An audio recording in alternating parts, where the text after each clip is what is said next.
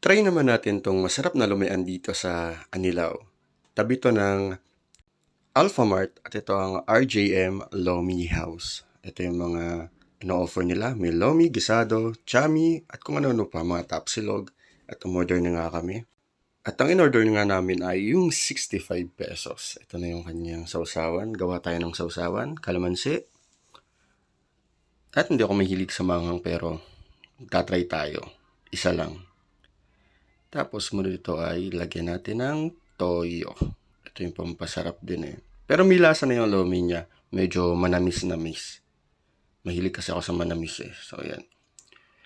At habang naghihintay tayo, ayan, nandyan na, dumating na nga. Dumating na ang ating 65 pesos na lomi. At nagpa-extra kami ng pupur na may itlog, may atay, may giniling, may gulay, at may pupur. Ito yung mga simpleng rekado sa lomi. Lagyan na natin ng sauce. Ayan. Dito lang to sa may Anilao, tabi ng Alphamart, ang RJM Lomi House. Halos maubos ko to. Ito, ubos no. At may nadaanan nga kami masarap na fried chicken. Yan. Thank you.